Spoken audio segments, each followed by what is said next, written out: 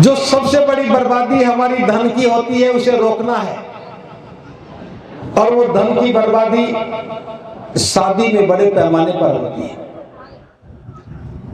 मैं जिस प्रदेश का रहने वाला हूं वहां तो एक ही बारात जाती है।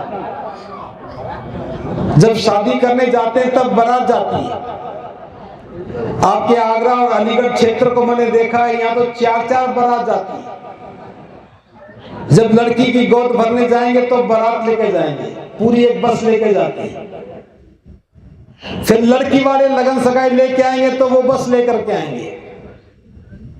फिर लड़के वाले शादी करने जाएंगे तो बस लेकर के जाएंगे, और फिर लड़की वाले लड़की लेने आएंगे तो फिर बस लेके आएंगे। और 5वीं बारात भी जाती है दही बूढ़ा खाने के लिए, तब भी बारात लेके जाते हैं। जिसके घर में 50 से 100 आदमी आ जाए उसे कितना बड़ा प्रबंध करना पड़ता है, टेंट लगाना पड़ता है, हलवाई बुलाना पड़ता है, उनके साथ और 20 लोगों को बुलाना पड़ता। एक शादी क्या हो गई, जी का जंजाल पाल लिया। क्या ये बौद्ध परंपरा है? इस शैतानी दिमाग ने ये परंपरा बनाई ताकि आपका पूरा का पूरा धन बर्बाद कर सके। बौद्ध धर्म में आने के बाद हमारी परंपरा बदल जानी चाहिए, और बहुत आसान सा तरीका बता रहा हूं। लड़का और लड़की दोनों पक्ष जब सहमत हो जाएं तो दोनों में से किसी के घर में बैठ करके आपने निश्चय पत्र भर लेना है। उस निश्चय पत्र में लड़की का नाम, उसकी मां का नाम, पिता का नाम, जन्म तिथि, पता और योग्यता लिखें। अगली पंक्ति में लड़के का नाम, मां का नाम, पिता का नाम, जन्म तिथि, पता और योग्यता लिखी। दोनों की सहमति से, माता पिता की अनुमति से इनका मंगल विवाह संस्कार, तारीख डाल दी। दिन के प्रातः 11 बजे बुद्ध विहार का नाम लिख दिया और शहर का नाम लिख दिया, यहां होना निश्चित हुआ है। दोनों परिवारों के हस्ताक्षर हो गए, और वहां बैठे हुए मोहल्ले बस्ती के जो जिम्मेदार लोग हैं, 3-4 लोग, वो भी दस्तखत कर दें। दोहरी प्रति में हम ये फॉर्म भरें, एक लड़की पक्ष को दे दे, एक लड़का पक्ष ले दे। जिस घर में बैठ करके हमने निश्चय पत्र भरा है वो चाय पानी पिला दे। अब शादी तय हो गई, शादी का समय तय हो गया, दिनांक तय हो गई। इसके बाद और कुछ नहीं करना है, ना लड़की को रोकना है, ना लड़के को रोकना है, ना गोद भरनी है, और कोई लगन सगाई नहीं। जो निश्चय पत्र में तारीख लिखी थी, मान लो कि वो आज ही की तारीख थी, आज 21 तारीख है, दिन के 11 बजे का समय रखा था, तो 11 बजे बुद्ध विहार में आए। बुद्ध विहार नहीं है तो बाबा साहब अंबेडकर भवन में आ जाएं, वहां नहीं है तो कोई सामुदायिक जगह हो वहां पे करें। सुंदर से गद्दे बिछा करके, सफेद चादर बिछा करके, बाबा साहब की प्रतिमा लगा करके, बुद्ध की प्रतिमा लगा करके, जो संस्कार करना जानता है उसको बुला करके शादी के संस्कार करवा दो। और संस्कार की सामग्री क्या, ये भी बता देता हूं। 2 तो मालाएं लेके आनी है, अगर माला नहीं लेके आओ तो 2 गुलदस्ते लेके आओ, 5 किलो फूल लेके आने हैं, और 5 मोमबत्तियां।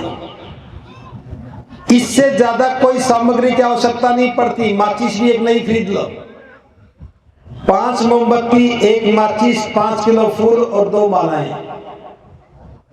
इसके अलावा किसी भी सामग्री की जरूरत नहीं पड़ती। दोनों परिवार बैठे, संस्कार करता संस्कार करवा दे। थोड़ा बहुत खाने पीने का सामान लेके आओ, वहीं बैठ के थोड़ा सा खा लो, खिला दो, और उसके बाद अपने अपने घर चले जाओ। लड़का पक्ष घर में जाकर के चाहे ढोल बजाए, ढोल वाले ढोल बजाएं, नाचने वाले नाच लें, महिलाएं गीत गा लें, अपने सगे संबंधियों को, मित्रों को, पड़ोसियों को खाना भी खिला दो, कोई हर्ज नहीं है, कोई बुरी बात नहीं। आप देखेंगे यदि इस प्रकार से हम शादी करने लगेंगे, हमारा बहुत सारा पैसा बचेगा, फिजूल खर्ची रुकेगी और कर्जदार होने से बच जाएंगे। एक परंपरा, शादी की परंपरा बदल दी जाए, सारे बौद्ध लोग शादी इसी ढंग से करने लग जाएं, तो मेरी बात ही आपको याद रहेगी। जिस दिन हम ऐसा काम करने लगेंगे, हमारे समाज में कोई भी व्यक्ति कर्जदार नहीं होगा। और किसी भी व्यक्ति को अपनी जमीन जायदाद इसलिए नहीं बेचनी पड़ेगी, उसे बेटे की शादी करनी थी। आपके कारोबार इसलिए खराब नहीं हो जाएंगे कि आपने कर्ज लिया और शादी में खर्च कर दिया। एक बहुत महत्वपूर्ण बात है, बुद्ध की शरण में आने के बाद हमारी शादी बौद्ध रीति से होनी चाहिए। लेकिन बौद्ध रीति की बात करता हूं तो बहुत बड़ा भ्रमित दृष्टिकोण हमारे सामने आता है। आज से पहले जो लोग बौद्ध बने, उन्होंने गलत परंपराओं को जन्म दिया। वो शादी तो कहेंगे बौद्ध रीति की कर रहे हैं, शादी के कार्ड पर बाबा साहब और बुद्ध की तस्वीर बना देंगे। लेकिन बौद्ध भी भरते हैं, लगन सगाई भी लेके जाते हैं, बारात भी लेके जाएंगे, बैंड भी बजाएंगे, घोड़ी भी होगी, शराब भी पिएंगे, नाचेंगे, टेंट लगाएंगे, दावत करेंगे। कौन सी बौद्ध रीति हो गई? हर बाराती को मान सम्मान भी दिलवाएंगे। क्या ये बौद्ध रीति है? जिस ढंग से आप बौद्ध रीति कहकर के शादी कर रहे हो, वो बौद्ध रीति नहीं है। बौद्धों में कोई बारात नहीं जाती है, जो बाराती है वो उत्पाती है, क्योंकि बाराती उत्पात करती है। और जो रात को शादी करता वो कभी बौद्ध नहीं हो सकता। रात को निशाचर लोग शादियां करते हैं। रात की शादियां नहीं होती। रात को शादी करोगे तो सारे बाराती पी करके उत्पात मचाएंगे। इसलिए इन सारी बातों से बचने के लिए दिन में शादी करनी चाहिए। अगर हम बाबा साहब की बात को मानने वाले हैं तो मैं बाबा साहब की बात बता रहा हूं। बाबा साहब ने कहा है कि विवाह क्या है? एक लड़का पक्ष और एक लड़की पक्ष दोनों के आपसी समझौते का नाम विवाह है। लड़का और लड़की पक्ष ने मिलकर के तय कर लिया कि आज के बाद ये दोनों जीवन साथी के रूप में साथ साथ रहेंगे। इस मान्यता का नाम विवाह है। इसमें बैंड की, बारात की, टेंट की, दावत की कोई भी आवश्यकता नहीं है।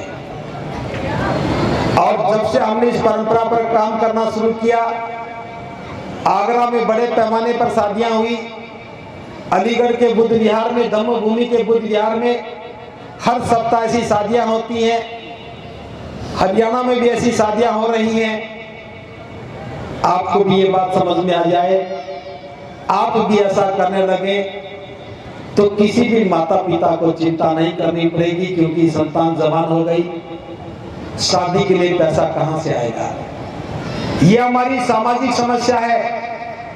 भले ही विवाह एक व्यक्ति का काम है, लेकिन समाज के प्रत्येक व्यक्ति को गुजरना होता है, इसलिए सामाजिक समस्या हो गई और इसका समाधान भी सामाजिकता में है। इस प्रकार की जब बौद्ध कथा करते हो तो मेरा छोटा सा अनुरोध है, केवल गीत और संगीत के कार्यक्रम करना ही बौद्ध कथा नहीं है।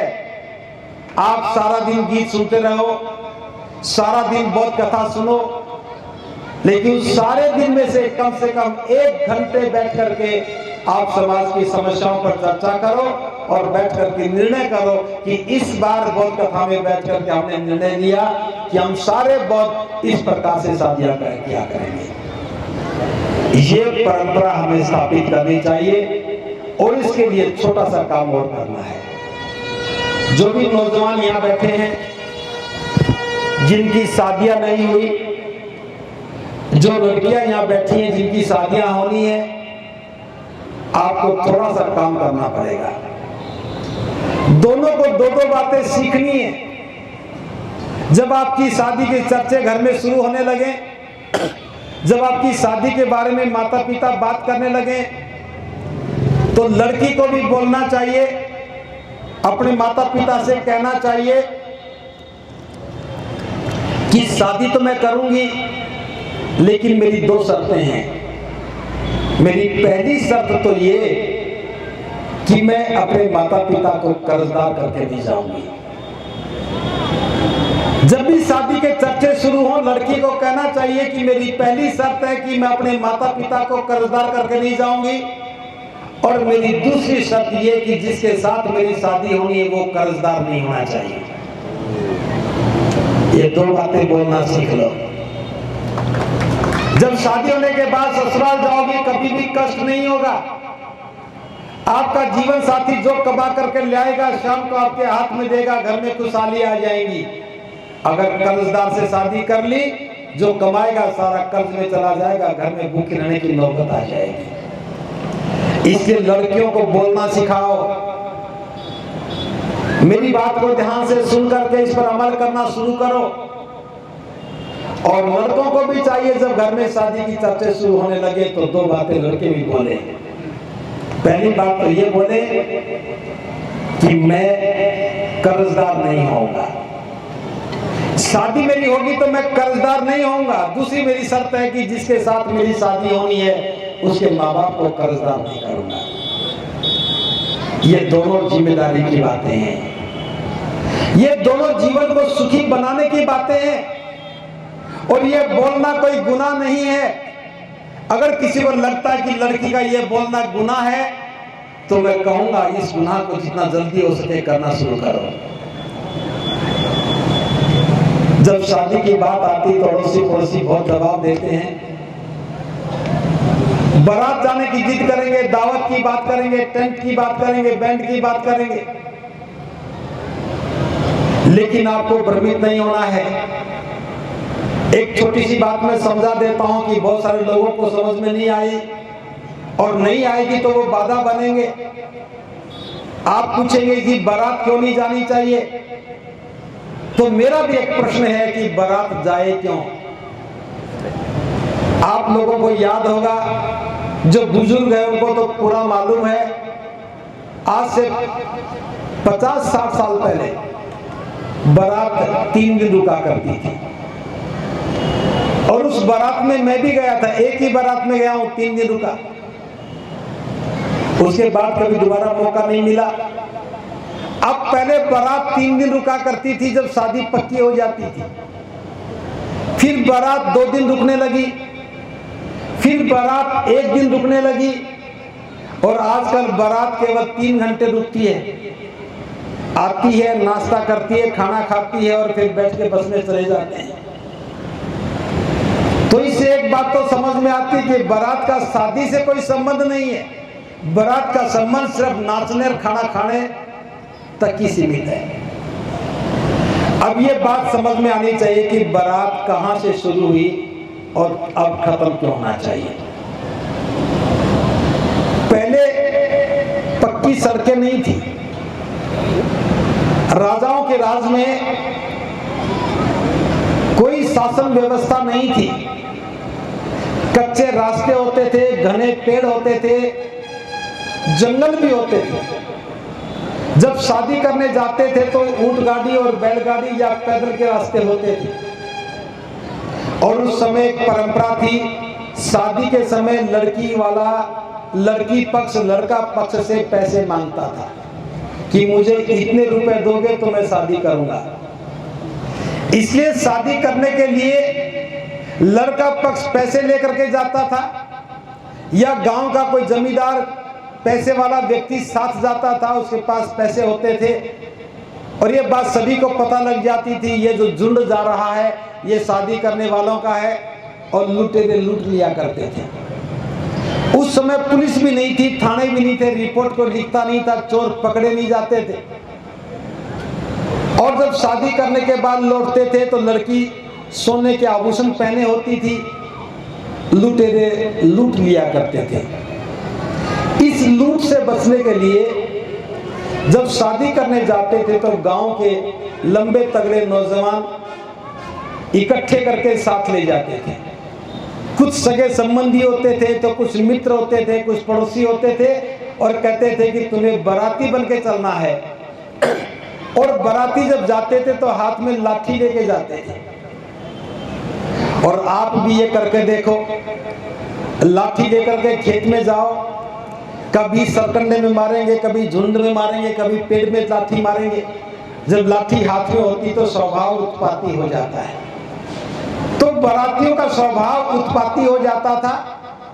पैदल पैदल जाते थे तो बारात जाती थी, उनका स्वागत किया जाता था, उनका खान पान बढ़िया किया जाता था, क्योंकि वो सुरक्षा में आए थे।